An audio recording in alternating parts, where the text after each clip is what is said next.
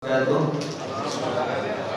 الحمد لله نحمده ونستعينه ونستغفره ونستهديه ونتوب إليه ونعوذ بالله من شرور أنفسنا ومن سيئات أعمالنا من يهده الله فلا مضل له ومن يضلل فلا هادي له أشهد أن لا إله إلا الله وحده لا شريك له وأشهد أن محمدا عبده ورسوله لا نبي بعده أما بعد فإن أصدق الحديث كتاب الله وخير الهدي هدي محمد صلى الله عليه وعلى آله وصحبه أجمعين. اللهم لا علم لنا إلا ما علمتنا إنك أنت العليم الحكيم وتب علينا إنك أنت التواب الرحيم. رب اشرح لي صدري ويسر لي أمري واحلل عقدة من لساني يفقهوا قولي.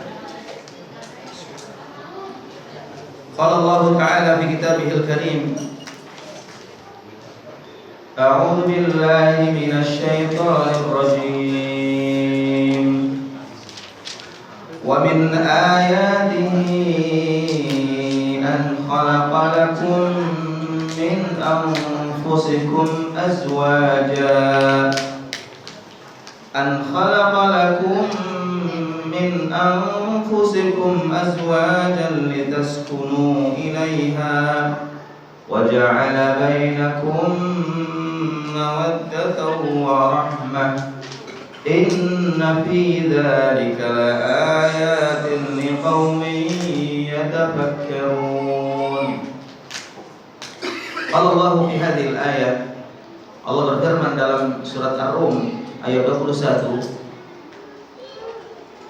wa min ayatihi an khalaqa lakum min anfusikum azwaja, dan di antara tanda-tanda kebesaran Allah, di antara tanda-tanda kekuasaan Allah, Dia telah menjadikan dari diri kalian pasangan-pasangan kalian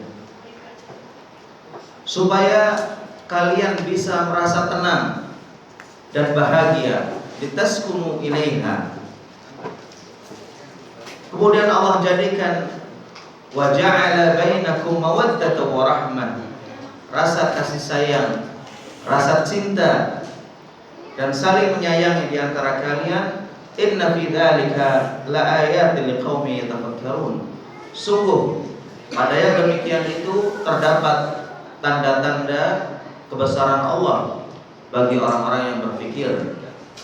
Surat Ar-Rum ayat 21.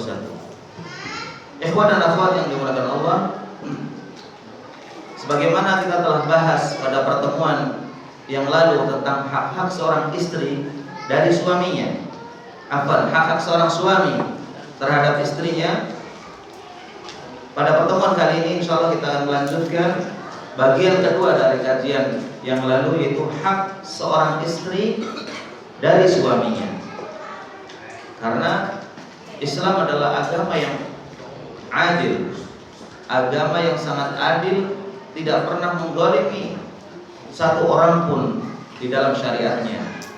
Sebagaimana Allah Subhanahu wa taala telah menjadikan hak bagi suami terhadap istrinya, maka istri pun memiliki hak dari suaminya. Di mana hak-hak ini adalah merupakan kewajiban bagi pihak. Sebaliknya, kalau hak seorang istri berarti menjadi kewajiban suami, di mana apabila suami mengabaikan hak-hak tersebut atau tidak memberikannya kepada istrinya, berarti dia berdosa karena dia meninggalkan sesuatu yang telah Allah wajibkan kepadanya. Dalam surat Al-Rum tadi ayat 21, Allah menyebutkan bahwasanya di antara tanda-tanda kebesarannya, tanda-tanda keagungan ciptaannya, Allah telah menjadikan pasangan-pasangan untuk kita semua, kaum laki-laki, istri-istri yang asalnya diciptakan dari sang suami. Sebagaimana kita tahu bahwa Hawa, ibu kita semua, adalah diciptakan dari tulang sulbi Adam alaihissalam. Makanya sering kita dengarkan ungkapan bahwa an-nisa syaqa'iqur rijal, bahwa wanita adalah bagian yang tidak bisa terpisahkan dari laki-laki. Oleh karena itu, kesuksesan seorang laki-laki, kesuksesan seorang suami, bahkan kesolehannya itu sangat dipengaruhi oleh sang istri. Kadang-kadang suami baik, kadang-kadang suaminya soleh, namun istrinya tidak demikian. Istrinya menggodanya untuk melakukan hal-hal yang dilarang oleh Allah Subhanahu wa Ta'ala, sehingga suami tergoda, suami lemah, dan akhirnya mengikuti keinginan istrinya.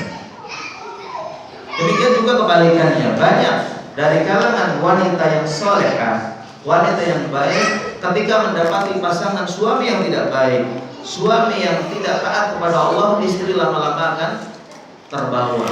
Istri dilarang pakai pakaian syar'i, dilarang pakai jilbab, dilarang menghadiri majelis ta'lim, dilarang belajar agama, dilarang melakukan amalan-amalan yang diwajibkan Allah, yang disunahkan Allah, bahkan kadang-kadang yang diwajibkan pun dilarang. Nah, suami yang seperti ini adalah musibah buat istrinya. Oleh karena itu, rumah tangga akan bahagia apabila suami dan istri saling menopang, saling mendukung. Kita yakin dan kita tahu bahwa masing-masing dari suami dan istri pasti ada kelemahan dan kekurangannya. Banyak seorang suami yang mungkin dia mudah emosi, banyak seorang suami yang mudah marah, banyak seorang suami yang mungkin malas. Tugas istrinya lah untuk memberikan semangat kepada dia ketika dia malas, meredam dan memberikan penenang ketika suaminya sedang marah dan naik pitam. Demikian juga seorang istri. Ketika sang istri menyeleweng, ketika sang istri melakukan kesalahan, maka sang suami berkewajiban untuk meluruskannya, mengingatkannya, dan menasihatinya dengan baik. Dan dalam Islam dibolehkan seorang suami mulai dari menasihatinya dengan lembut, kemudian mungkin dengan keras atau membentaknya. Bahkan dibolehkan seorang suami untuk memukul istrinya dengan pukulan yang tidak melukai ketika sang istri tidak mau mengikuti nasihat suami dalam kebaikan. Ini semua diberikan oleh Allah Subhanahu wa Ta'ala adalah untuk menjaga keutuhan rumah tangga. Apabila suami tidak mendukung istri, demikian juga sang istri tidak mendukung dan mensupport suaminya, bahkan sering di antara mereka terjadi perselisihan, maka yang terjadi apa? Yang terjadi rumah tangga ini tidak akan langgeng, tidak akan bertahan lama, yang tentunya nanti berakhir dengan perceraian. Kehidupan sehari-hari dipenuhi dengan cekcok dan adu mulut. Bahkan kadang-kadang jarang kita lihat suami yang main tangan terhadap istrinya. Kadang istri kabur dari rumah suaminya. Kenapa? Karena adanya perselisihan di antara mereka. Oleh karena itu, pada kajian kali ini melengkapi kajian sebelumnya, kita ingin membahas tentang apa saja hak-hak seorang istri terhadap suaminya atau dari suaminya, dan itu merupakan kewajiban suami terhadap istrinya. Di antara hak seorang istri dari suaminya yang pertama adalah husnul mu'asyarah. Husnul mu'asyarah wal mu'amalah.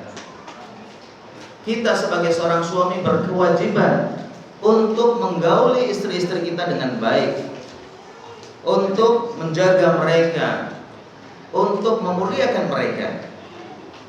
Istri kita ambil dari mertua kita dengan mitsaqan baligha, dengan akad yang berat, yang kita mempersaksikan Allah dalam pernikahan kita, yang tentunya ketika kita sudah mengambilnya dengan kemuliaan, dengan penuh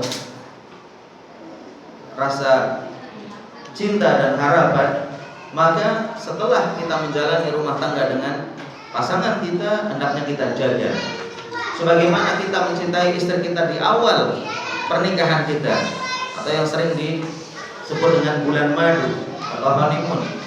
Maka hendaknya bulan-bulan berikutnya, tahun per tahun berikutnya juga tidak kalah Bahkan ketika pernikahan itu semakin lama, usia pernikahan semakin bertambah, maka sang suami akan merasakan bagaimana khidmah dan pengorbanan seorang istri terhadap suaminya, terhadap anak-anaknya, terhadap keluarganya.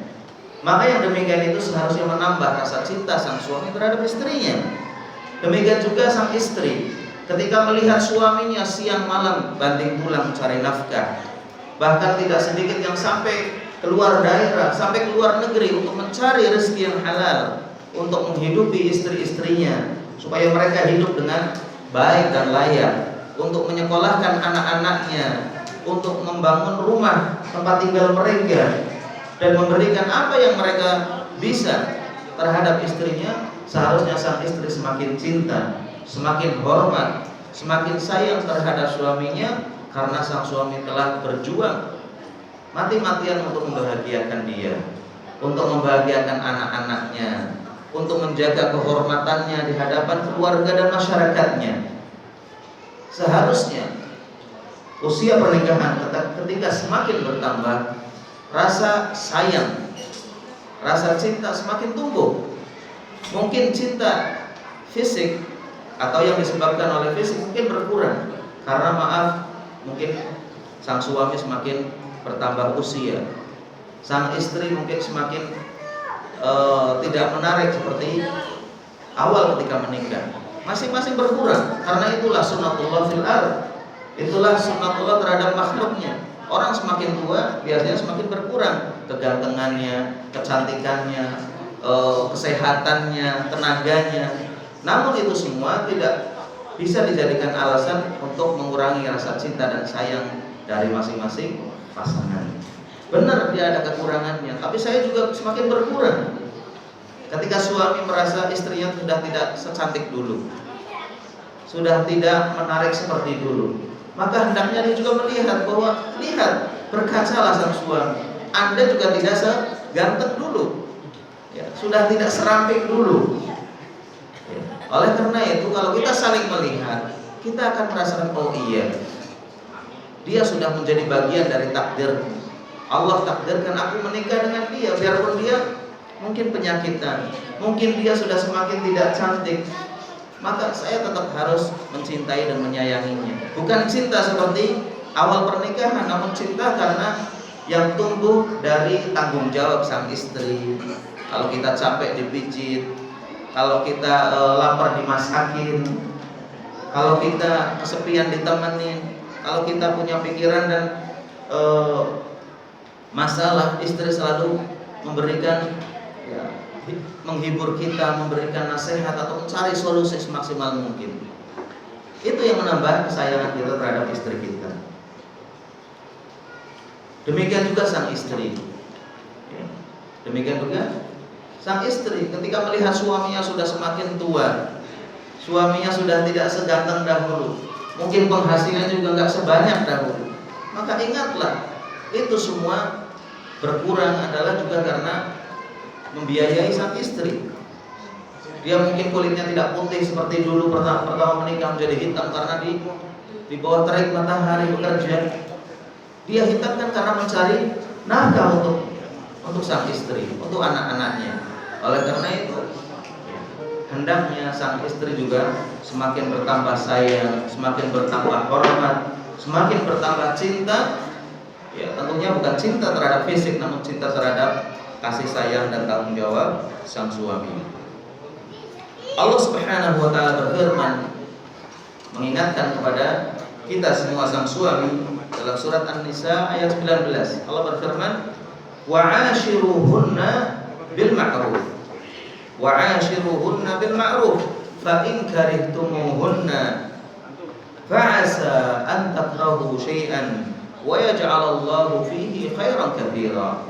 Wa ashiruhunna bil ma'ruf. Wahai para suami, wahai para bapak, pergaulilah istri-istri kalian dengan baik. Wa ashiruhunna bil ma'ruf.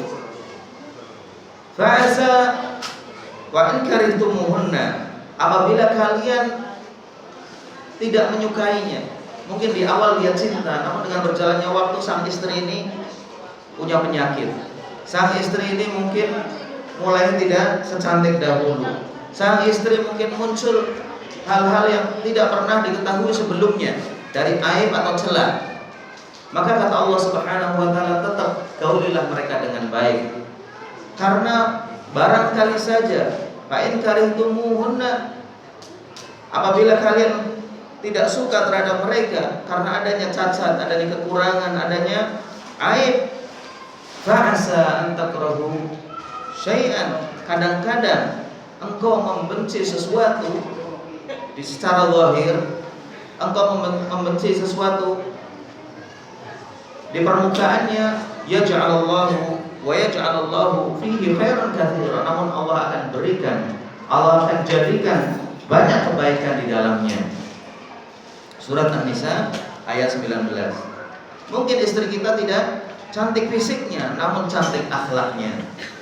Mungkin istri kita tidak semenarik dulu ketika baru menikah, namun sholat malamnya, baca Qur'annya, puasa sunnahnya sangat dijaga, sehingga mungkin rezeki yang kita terima, kemudahan-kemudahan yang kita dapatkan dari Allah Subhanahu wa taala adalah karena doa-doa istrinya di tengah malam.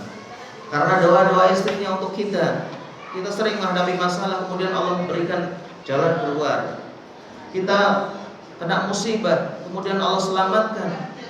Barangkali itu adalah doa istri-istri kita yang tulus mendoakan kita. Yang mungkin kita tidak mencintai dia seperti dahulu karena melihat fisiknya, namun ketika melihat keutamaan, fadilah dan karunia Allah yang diberikan kepadanya lantaran doa dan kesalehan istrinya, maka seharusnya kita tetap mencintai dia dan tidak ada alasan untuk mengurangi rasa cinta kita terhadap sang istri. Mu'asyaratuhunna bil ma'ruf, menggauli mereka, menyayangi mereka dengan baik. Kemudian yang kedua, kewajiban sang suami terhadap istri adalah an yu'allimaha umura diniha. Yang tidak kalah penting dari menggauli sang istri dengan baik adalah mengajari mereka tentang syariat Islam, tentang hak-hak Allah terhadap hambanya. Yang pertama kali kita ajarkan kepada mereka adalah tentang tauhid. Jangan sampai istri kita terjerumus ke dalam dosa syirik, percaya kepada selain Allah, menduakan Allah dan menyekutukannya dalam keyakinan dan ibadahnya. Kalau kita mampu untuk mengajar mereka itu fabiha wa ni'mat, itu yang terbaik. Kalau kita tidak mampu, kita ajak ke pengajian, kita sekolahkan dia, kita beri dia bacaan-bacaan yang baik, kita berikan dia mungkin kajian-kajian di media sosial yang bisa mendidik dia secara perlahan. Tentunya kita juga harus bersabar. Kalau memang kita lebih baik dari istri kita, proses kita untuk baik lama, berpuluh-puluh tahun. Kita belajar ke sana kemari, mungkin kita pernah ke pesantren, kita pernah kuliah di jurusan syariah, atau kita pernah mengaji ke ustaz dalam waktu yang sangat lama. Nah, istri kita baru kita nikahi 2-3 tahun, paling lama 4-10 tahun. Jangan kita harapkan dia sebaik kita. Mungkin masih banyak kekurangan di sana sini, akhlaknya mungkin masih banyak kekurangan, ibadahnya juga masih banyak kekurangan. Ya kita bersabar. Kewajiban bagi sang suami untuk mengajarinya. Mungkin istri kita, sebagian dari istri kita ada yang bacaan Qur'annya belum bagus, sementara kita sudah alhamdulillah tajwidnya bagus, bahkan sampai tahu tafsirnya. Ya kita ajari istri kita. Kadang-kadang malah istri kita belum bisa baca Qur'an, ajari dari Iqra, kemudian surat-surat pendek, kemudian Al-Quran, ajari tajwidnya. Kalau kita mampu.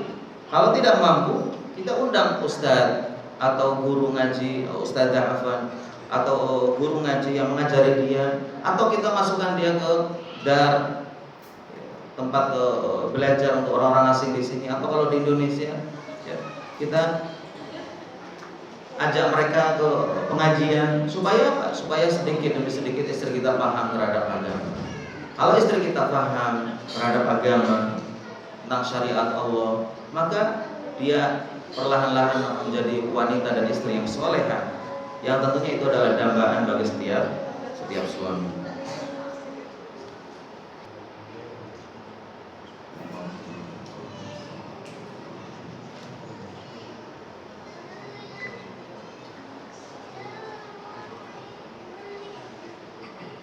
Nah, yang kedua adalah mengajari sang istri tentang syariat Islam, mengajarinya tentang kewajiban-kewajibannya, tentang sunnah-sunnah Rasulullah SAW, ima dengan mengajarinya langsung atau melalui orang lain yang bisa mengajarinya, atau minimal mengajaknya untuk belajar.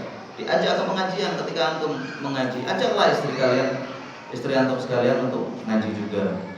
Ketika antum mendapatkan informasi tentang hadis, tentang ceramah, tentang nasihat baik, sampaikan pada istri juga, karena mereka juga butuh sebagaimana kita butuh. Kita mengharapkan kebaikan dan kesolehan istri kita, namun kita tidak pernah mengajarinya, tidak pernah memberitahu tentang kebaikan itu. Bagaimana? Ini suami yang egois, suami yang ingin baik sendiri dan mengharapkan kebaikan dari orang lain, namun tidak memberikan jalan kepada kebaikan tersebut. Wa yahutsuha 'ala ta'ah, juga mengajak sang istri serta memberikan semangat kepadanya untuk menjalankan ketaatan-ketaatan, terutama masalah sholat. Ana sering sampaikan tentang hadis di mana wanita itu sangat mudah untuk masuk surga. Ya, wanita sangat mudah untuk masuk surga. Kata Rasulullah SAW, "Idza shallatil mar'atu khamsaha wa shama syahraha wa ata'at zawjaha wa hasanat farjaha dakhalatil jannah min ayyi abwabin sya'at." Atau kama qala Rasulullah SAW, siapapun dari kaum wanita, dari istri yang menjaga sholat fardu yang diwajibkan kepadanya, yang wajib dia jaga, sholat 5 waktu, jangan sampai ketinggalan. Kalau perlu setiap di awal waktu dia segera sholat. Dan kita ingatkan ketika kita pergi ke masjid, ketika kita pergi berjamaah kaum laki-laki, maka ingatkan istri kita supaya segera sholat. Tinggalkan masakan, tinggalkan cucian, tinggalkan main dengan anak atau membaca buku atau membuka media sosial. Segerakan sholat. Soal sholat di awal waktu itu jelas lebih afdal dan baik, sekalipun seorang boleh sholat di tengahnya atau di akhirnya. Namun kita ingatkan terus bahwa istri janganlah sampai terlambat sholat. Ya. Ingatkan juga dia untuk selalu menjaga aurat dan hijabnya. Jangan sampai ketika dia keluar tabarruj, dia memamerkan kecantikannya untuk orang lain. Bahkan seorang suami yang membiarkan adanya kemaksiatan di dalam rumah tangganya, istrinya tidak jilbaban dibiarkan, istrinya mendengarkan musik dibiarkan, istrinya telepon-teleponan dengan laki-laki lain yang bukan mahramnya dibiarkan. Suami yang seperti ini adalah suami yang dikatakan oleh Allah Subhanahu wa taala, la yanzuru ilaihim, tidak akan dilihat oleh Allah Subhanahu wa taala dan tidak akan disucikan olehnya. Suami yang dayuth, yang membiarkan adanya kemungkaran di dalam rumah tangganya. Suami kadang-kadang baik, namun tidak menjaga istrinya, tidak menjaga anak perempuannya, ya. Membiarkan mereka melakukan kemaksiatan. Ini dimurkai oleh Allah Subhanahu wa taala. Kemudian yang ketiga, di antara hak seorang istri terhadap suaminya adalah an yaghuddat tarf an ba'di akhtaihinna. Kita menutup mata atau menutup sebelah mata dari kesalahan-kesalahan sang istri. Istri kita kadang-kadang salah dalam berucap. Istri kita kadang-kadang salah dalam bersikap dan berperilaku, baik terhadap kita, terhadap anak-anak, terhadap keluarga, terhadap saudara, atau terhadap teman-temannya. Kadang-kadang dia ada kesalahan, maka jangan setiap kesalahannya kita ungkapkan dan kita beberkan. Ya. Wajib kita menasihatinya dengan baik. Namun kalau kesalahan-kesalahan kecil yang tidak perlu dibahas, tidak perlu dibahas. Ya. Tidak harus setiap kesalahan istri kita bahas. Dek, tadi kamu salah begini. Oh, kamu cara ngomongnya tidak benar, cara pakaiannya tidak benar. Tinggal di kemudian hari atau di masa yang akan datang diberitahu bahwa cara pakai baju yang baik itu seperti ini, pakai jilbab yang benar itu yang panjang, yang tebal misalnya. Ketika ngomong dengan orang itu lain kali ngomongnya yang lebih sopan, yang santun, jangan menyakiti hati mereka. Sebagaimana kita tidak mau disakiti, kita juga jangan menyakiti hati mereka. Demikianlah seterusnya. Jadi jangan sampai kita mau menghitung kesalahan-kesalahan istri kita besar dan kecilnya sebagaimana kita mungkin menghitung kesalahan anak buah kita di kantor kita atau di perusahaan kita. Jangan. Karena ketika istri kita selalu disalahkan, ketika istri kita selalu dipojokkan, dia malah tambah jauh dari kita. Dia tidak nyaman hidup dengan kita. Makanya banyak di antara istri yang minta cerai, yang minta pisah dari suaminya. Kenapa? Karena nggak kuat dengan omongan suaminya. Baik besar maupun kecil, dari setiap kesalahan dikoreksi, apalagi sampai dimaki dan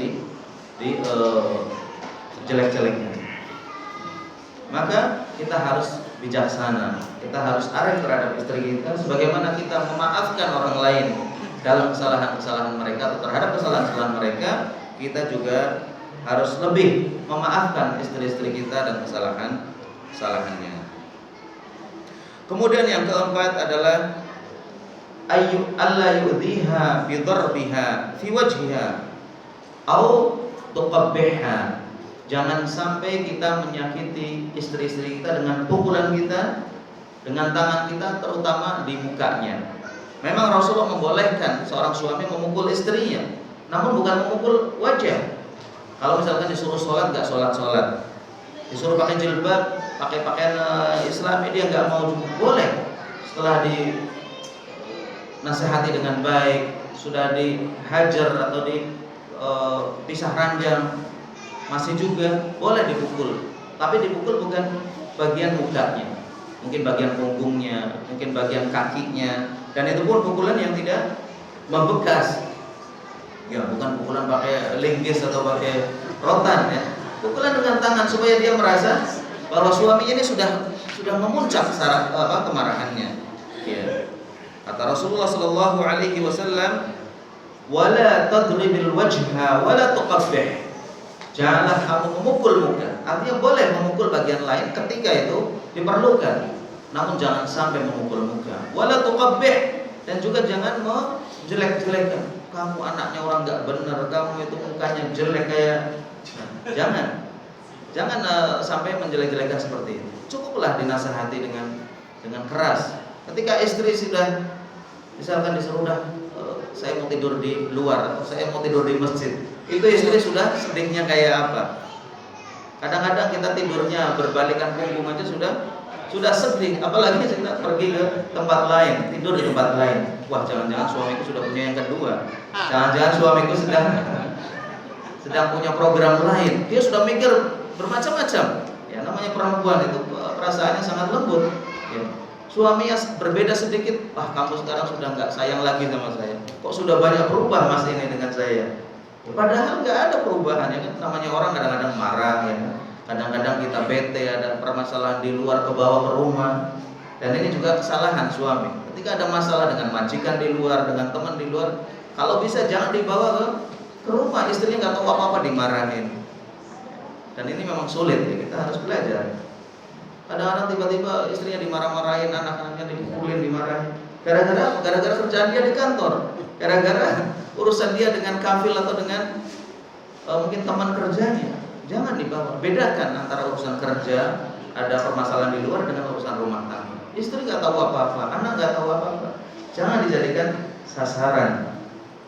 Ya, sekalipun itu sulit. Ya, sekalipun sulit, tapi kita kalau berusaha dan ingat, maka insya Allah kita akan bisa menguranginya sedikit demi sedikit. Ya. Rasulullah Shallallahu Alaihi Wasallam juga bersabda, la yajlidu ahadukum imra'atahu jaldal abdi. Janganlah salah seorang di antara kalian memukuli istrinya seperti seorang majikan memukuli budaknya. Ya. Summa yudajuha fi akhiril yawm. Kemudian ya, lebih parahnya lagi dia menggaulinya di akhir hari atau di malam hari. Siangnya dipukulin, malamnya ditidurin. Ini nggak benar.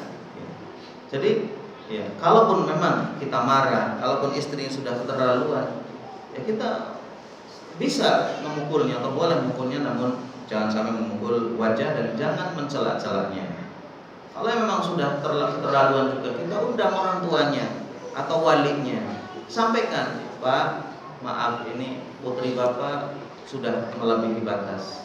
Saya sudah tidak mampu untuk menasihatinya. Setiap nasihat yang saya berikan, dia lebih keras dan lebih berani. Bahkan bertambah semakin parah, semakin hari semakin parah. Silahkan, apa yang terbaik untuk kami. Diundang dari pihak istri, walinya siapa, bapaknya atau kakaknya atau saudaranya. Ya, dari pihak suami juga perlu dihadirkan supaya apa? Supaya dari kedua belah pihak ada masukan dan solusi. Kadang-kadang orang tidak, belum apa-apa sudah main cerai saja, sudah pulang aja ke rumah bapak Muzana. Saya sudah nggak butuh. Sudah kalau begitu kita cerai saja. Banyak suami yang terburu-buru, yang padahal kalau sabar sedikit, ya, istri akan berubah.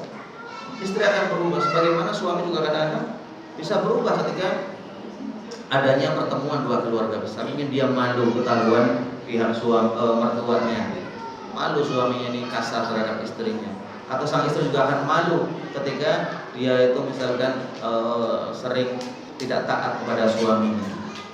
Dengan dipertemukan kedua keluarga sebagaimana dulu pernah dipertemukan ketika pernikahan, sebelum cerai, kalau sampai memang mau cerai, maka dipertemukan kembali.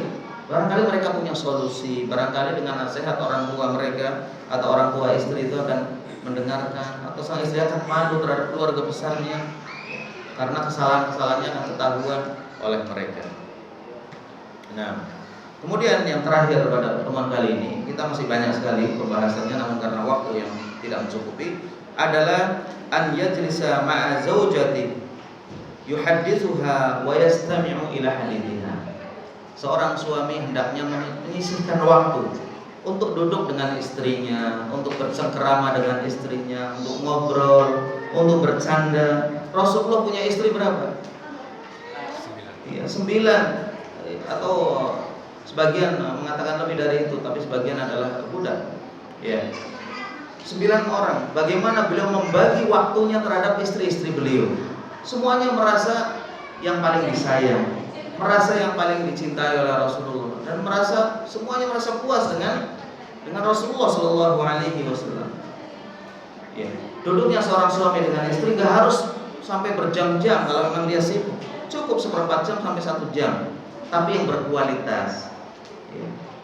Ya. Istrinya disanjung, Dek kamu kok Masya Allah semakin cantik. Kan boleh seorang suami bohong, kalau itu bohong ya. Kalau bohong, memang benar istrinya semakin cantik karena dia mungkin berdandan. Dulu ketika belum menikah nggak pernah berdandan, setelah punya suami dia berdandan. Ya, dia semakin merawat badannya, mungkin diet, mungkin menjaga makanan yang dulu sembarangan. Ya, nggak ada salahnya kita jujur atau tidak jujur dengan istrinya. Semakin hari semakin cantik, semakin hari semakin lembut, semakin hari semakin penyayang. Jadi cintaku terhadap Dinda Ade semakin besar. Oh, betapa berbunganya hati sang istri, dan langsung masak sate atau gulai untuk suaminya. Dapat utang.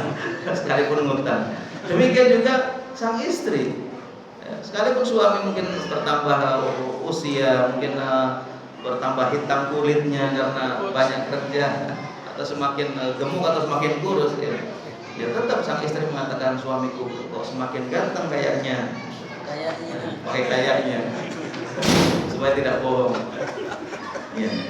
Jadi saya merasa semakin tenang, saya merasa semakin terlindungi, saya bersyukur kepada Allah mendapatkan suami seperti Mas atau kakak atau abi dan seterusnya.